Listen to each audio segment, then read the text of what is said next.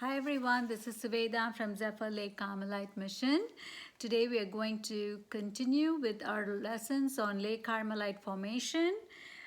Today I'll cover Phase 1, Lesson 3, which has two parts. The first part is the rule of St. Albert, which is the pattern of life for Lake Carmelites. And then I'll cover the Liturgy of the Hours, which is the prayer of the church that Lake Carmelites pray every day.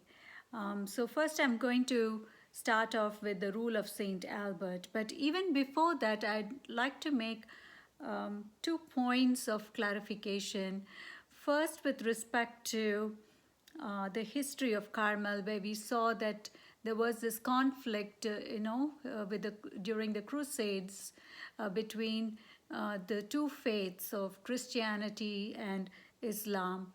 And I did mention that our original hermits who formed a group on Mount Carmel had to flee to Europe. I just want to share that today in Holy Land there is more peace between Christians and Muslims than it has ever been in the past. They live in perfect peace and harmony as far as I could tell, because I did visit, and I know there is more, and thanks to the Franciscans who brought about, and St. Francis of Assisi who brought about, I think, most of this peaceful coexistence between Christians and Muslims, especially in the Holy Land. And additionally, whenever we read the rule of St. Albert and we see there is a flavor of language like allegiance to Christ and words like that, it might think like it is a soldier's language, and that is because they were soldiers, but they had given up that way of life. They didn't find Christ in that way of life, and they had come to truly find God in the interior of their heart through prayer, meditation, and contemplation, through eremitical lifestyle. So that is, something to keep in mind as we read the rule of St. Albert. And today we will not cover the entire rule of St. Albert. We will read about the history of how the rule came into being, and we'll cover 3 important aspects from the chapter, which is essential for the Phase 1, which is the first 12 months of formation. So as per the rule of St. Albert, the history of the rule begins somewhere between 1206 and 1214, because St. Albert, who was the Patriarch of Jerusalem, was murdered on 1218 on the Feast of the Exaltation of the Cross, which is September 14th. So we believe somewhere between 1206 and 1214, St. Albert, he documented the rule for the brothers who were already living that lifestyle. And we know that between this time, the formula vitae was given to the group of hermits on Mount Carmel. And the group was already living the rule.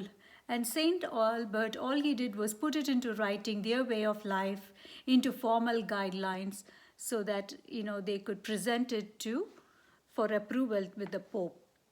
In 1215, there was a Lateran Council, which the Pope had called together, and it banned the establishment of new religious orders.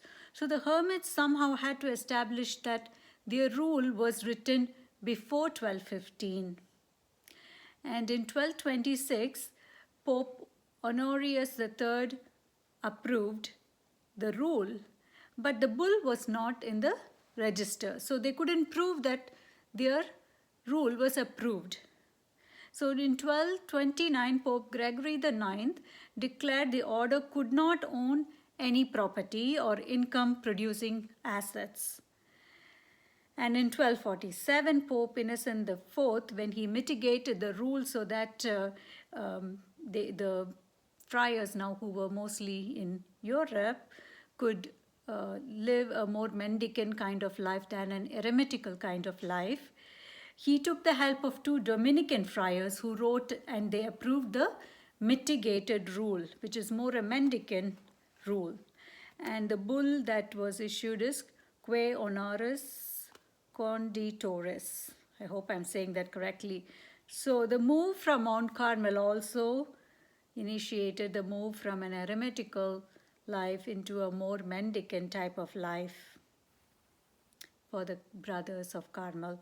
And in 1298, Pope Boniface VIII, he approved the Carmelites' rule and the supporting constitutions. And as we already saw in the previous video, in the 1232, the severity of the rule was mitigated. That is, they could eat, meat could be eaten 3 times a week, and also the abstinence from meat was specifically assigned to Wednesday, Friday, and Saturday. And there were many changes that were brought in the 15th century. Some of the practices included where the friars were able to keep money and they could buy their own home, like cells, and they could own, and they could be furnished even by the families of the friars. And also the friars began to study in the universities, and so they were dispensed from community responsibilities. We read here in the formation manual, such as praying the common divine office together as a community, and also eating together in the refectory. And so that was in the 15th century. Some practices were changed, and in 1232 the severity of the rule was mitigated. And some of these things were very important. Abstinence and meat, all those things were very important. But for us, it might seem trivial, but those were important for the Carmelite friars. And then in middle to late 15th century, Blessed John Surratt came, and he, introduced a reform so that many of the earlier changes could be done away with, so that they could go back to a more austere kind of life, kind of going back to the roots. In fact, Vatican II, which was, a council of the Catholic Church, they ordered all religious orders to go back to their roots. And over time, even the Carmelites have been reviewing our rule of St.Albert, but nothing major change was done to the content itself, just the formatting was changed. And also in 1999, there was a new universal enumeration of the rule for both the ancient observance of Carmel, which is the one I belong to, and also the discalced Carmel. So we have one set of new universal enumeration of the rule. That is today's working rule. And the present one, it says in our formation, is from 2005. Well, that is all the history about the rule that I think is important. And the content of the rule itself, we are not going to cover every aspect today. We'll only cover 3 chapters that's essential for people to begin. Somewhere you have to get started, right? So this is where you would begin your first year, to start learning and then putting into practice what you're hearing and learning. So the first one would be chapter 2. In chapter 2, it says that we need to have allegiance to Christ. And as I said, allegiance is a word that's usually used, in like allegiance to the government or allegiance to the king. But it's because the language here is very much, like the Crusaders' language. But what they're trying to say here is that we need to accept that Jesus Christ is our Lord and King and Protector. And we need to trust in Him. And we need to be loyal to Him. And we should not take matters into our own hands, but we should trust that if we pray and if we do what He asks us to do, and if we are faithful to Him, that He will protect us. And the rule itself is Christocentric, which means that the rule says that in each one of you is to stay in his or own cell or nearby, pondering the Lord's law day and night, and keeping watch at His prayer, unless attending to some other duty. Those are the words from chapter 10 of the rule. And basically what it means is that we are to read the word of God. We have to think, and we need to meditate on it. We need to wonder about the word of God that we are reading. We need to listen when the word of God is being read to us. In fact, the Carmelites earlier, before the mitigations of the rule, would come together to eat common meal in the refectory, and at that time they would read the scripture together. And one way that I used to implement this in my own home is that when me and the children, when the children were little and they would listen to me, then we would have meals together, and we would play a CD where we hear the word of God as we are eating our meal. And it was a beautiful practice, and that's something that even lay people can do. And that way they are eating in the presence of God, in who is manifested in the word of God, the Bible. And then chapter 14 talks about an oratory or a chapel which should be built among the cells, where the friars are to gather together every morning for Mass. And we know that, it was not a common practice to go to daily Mass. And also, it may not have been a practice to receive daily communion, but they did go for daily Mass. So that's what, there's a clarification that they may not have received the Holy Communion daily, but they did go for Mass daily. So those are the three things we are asked to do as lay Carmelites who are beginning formation. They would have to, try to go for daily Mass and try to do Lectio Divina meditation about 20 minutes a day, and be faithful to Christ, and not, get sucked into all these worldly allurements, but to be faithful to the prayer life. And so that's all I wanted to share on the Carmelite rules. And the part 2 of today's lesson 3 is the Liturgy of the Hours. The Liturgy of the Hours is prayer of the Church. So if you think about the holy sacrifice of the Mass, that is a primary form of communal worship that we do as Catholics. Next to that, the official public prayer of the Church is the Liturgy of the Hours, or the Divine Office. So throughout the world, we all pray the same prayers at the same time in our own time zones, obviously. We pray those prayers. And the Liturgy of the Hours is a participation through prayer in the salvific work of Christ. And also, by praying the Liturgy of the Hours, we sanctify our whole day through prayer.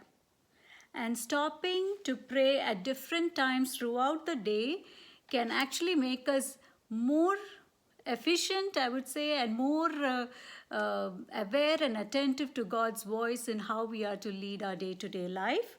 So stopping to pray at different times throughout the day is not only a practice in the Christian faith, but it's also a practice in the Muslim faith, in the Jewish faith, in many of the other faiths. There is this practice of stopping at different times throughout the day to pray.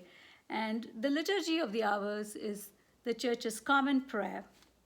And we have, in the Liturgy of the Hours, we have Sunday prayers, and then we have special prayers for feasts. And the Sunday prayers always supersedes the solemnities and the feasts.